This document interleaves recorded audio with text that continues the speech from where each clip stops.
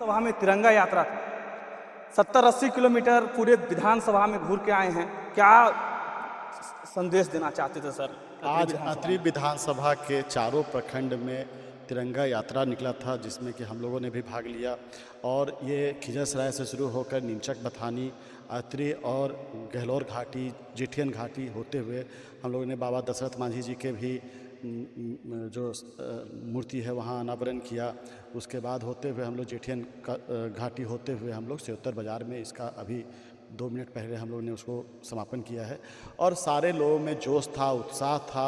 एक ये राष्ट्रीय पर्व है जिसको लोग किसी भी जात धर्म से ऊपर उठकर बिना किसी भेदभाव के मनाते हैं।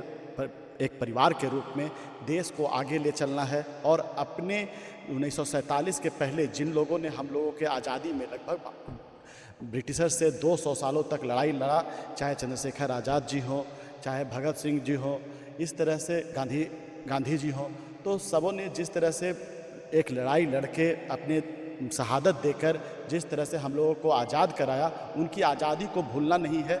और ये दिन हम लोग को एहसास दिलाता है कि आज़ादी हमको यूं ही नहीं मिला है, कई लोगों ने अपनी बलिदान दी है, जानों को अपना न्यौछावर किया है। जब तो आगे हम लोग को देश को अच्छी स्थिति में ले जाना है, विकास करना है, सुधार करना है और सबको एकजुट होकर रहें, तभी देश आगे बढ़ेगा, विकसित होगा।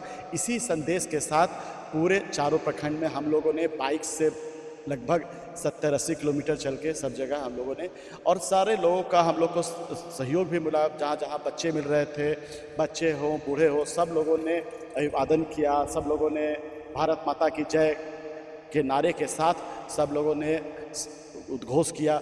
तो ये अच्छा लगा, सारे लोगों को सहयोग भी मिल रहा था और एक बहुत अच्छा उत्साह था लोगों में। देश के प्रति जो एक प्रेम, समर्पण और जो एक सहयोग होना चाहिए वो आज देखने को हमको मिला है। तो मुझे उम्मीद है कि आने वाले समय में हम लोग देश के लिए और भी अच्छा काम कर सके, देश तो पूरे लोगों के साथ मिलकर आगे बढ़ सके। इसी के साथ यही संदेश हम लोग को आज यहाँ से मिलता है। सर, आपके बारे में एक चर्चा है सर कि आप बोलने वाले नेता हैं, विधानसभा में बोलने वाले। 2 दिन पहले बिथो बांध के लेकर गया गांधी मैदान के पास 7 नंबर गेट पर धरना चल रहा। तो वहाँ पे हम पहुँचे तो बोल रहे थे कि एक अत्रि विधायक रोमी जी को बहुत बहुत धन्यवाद देते हैं जो विधानसभा में उठा रहे हैं। आप हो गए जैसे और एक नेता का नाम लिए, वो लोग बहुत आप लोग सराहना कर रहे थे। ये बिथो बांध का बात हम बार बार उठा भी रहे हैं। विधानसभा में भी इस बार हमने एक सवाल किया था कि 10 फीट बालू उठाओ, चाहे वैध हो चाहे अवैध हो, दोनों के कारण बिथो जो फल्गु नदी है उसका बेड हो गया है नीचे।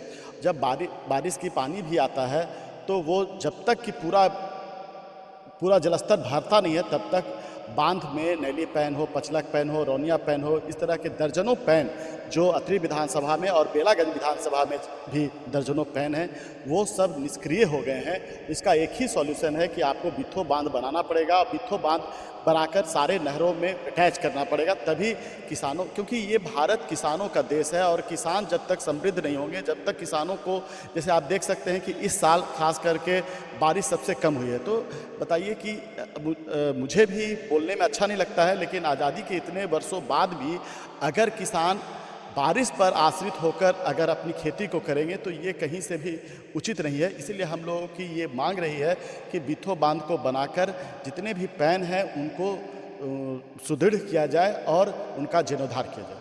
सर, आने वाले समय में क्या प्रोजेक्ट है अत्रि के लिए सर? अत्रि में तो अभी आप देख सकते हैं कि 200 करोड़ का आदरणीय हम लोग के जो नेता हैं जीतन राम मांझी जी, उनके विभाग MSME विभाग से 200 करोड़ का खिजरसराय में टेक्नोलॉजी सेंटर का उद्घाटन हुआ है, जिसमें लगभग 7,000 बच्चे हर साल पढ़ के ट्रेनिंग वहाँ से लेंगे और 3 महीने से लेकर 3 साल तक का कोर्स डिज़ाइन है, जिसमें कि आपको छोटा उद्योग खोलने के लिए आपको प्रेरित किया जाएगा, सिखाया जाएगा। जैसे कि मोबाइल बनाना है, कंप्यूटर बनाना है, चाहे मोमबत्ती बनाना है, चाहे रोबोटिक्स का बहुत सारा पार्ट्स बनाना है, चाहे आर्टिफिशियल लिम्स बनाना है, आर्टिफिशियल स्कल बनाना है। तो इस तरह के हज़ारों वैसे इक्विपमेंट्स के लिए आपको वहाँ ट्रेनिंग मिलेगा। जब एक बार आप वहाँ से ट्रेनिंग ले लीजिएगा, पढ़ लीजिएगा, तो वहाँ से सरकार MSME विभाग के माध्यम से ही आपको जो फैक्ट्री में जो टूल्स लगता है वो भी सब्सिडी रेट पर मिलेगा। उसके साथ साथ बैंक के द्वारा लोन भी कम ऋण पर आपको लोन मिलेगा। तो इस तरह से सरकार हर स्तर पर मदद करने के लिए तैयार है। आने वाले आप समय में देखिएगा एमएसएमई का जो टेक्नोलॉजी सेंटर है पूरे बिहार में पहले एक भी नहीं था। जैसे हमारे नेता आदरणीय श्री जीतन राम मांझी जी इस विभाग के मंत्री बने, उन्होंने सर्वप्रथम पटना में इसका एक उद्घाटन किया और गया में इसका दूसरे सेंटर का एक शिलान्यास हुआ है। तो ये बहुत बड़ी बात है बिहार के लिए। इसके साथ साथ हम लोग लगे हुए हैं, देखिए आप अभी 3 डिग्री कॉलेज जो एक खिजसराय में बन रहा है, 3 और डिग्री कॉलेज नीमचक बथानी में, अतरी में, मोहड़ा में, तीनों जगह अभी उसका उद्घाटन हुआ। पढ़ाई भी इस साल से शुरू हो गया है, उसकी ज़मीन भी खोजा जा रहा है। नया बिल्डिंग तुरंत बन के 1 साल 2 साल के अंदर तैयार हो जाएगा। ये एक बहुत बड़ा प्रोजेक्ट है सरकार का। दूसरा आदर्श विद्यालय, जहाँ कि हम लोग कहते थे कि सरकारी स्कूल कोई भी नए टेक्नोलॉजी पर पढ़ाई नहीं कराती है, एआई हो, रोबोटिक्स हो, इन सब बातों की चर्चा हम लोग नहीं करते थे।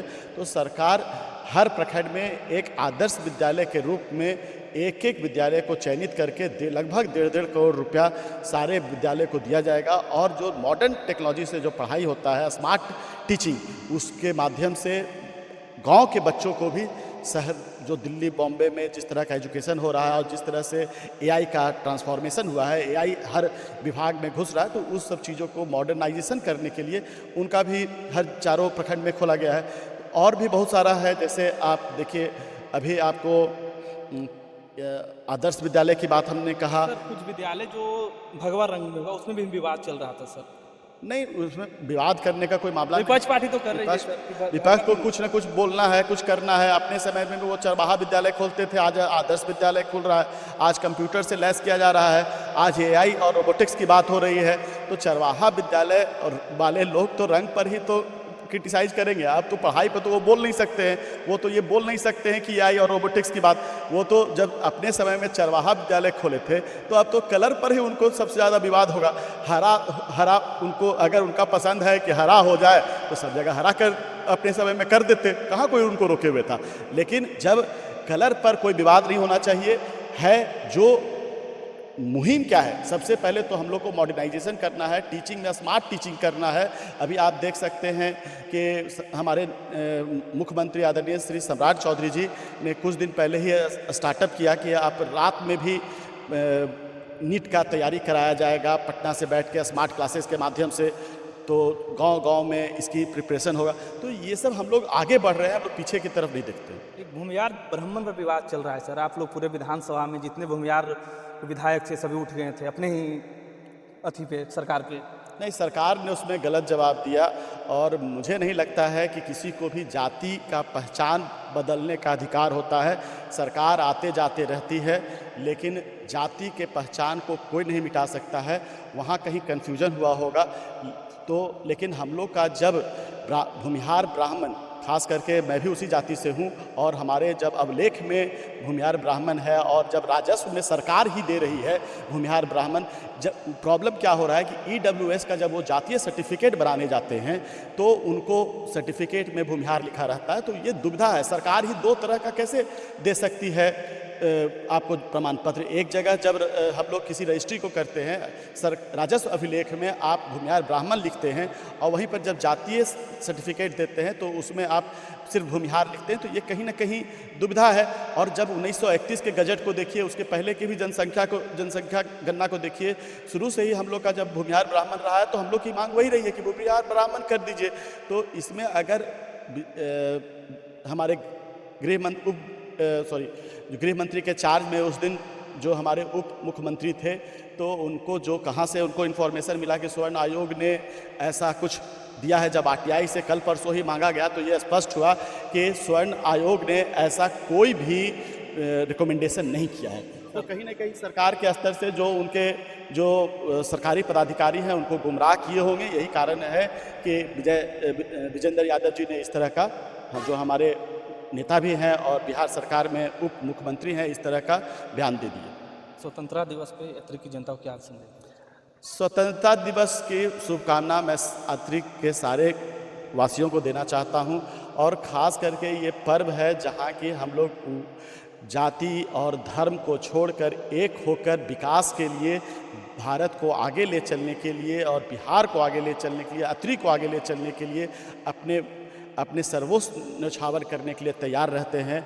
एक एक व्यक्ति, अभी तो मैं कई जगह घूम रहा था, आप सिरधुनी चक के एक व्यक्ति ने अपनी जानों की आहुति दे दी।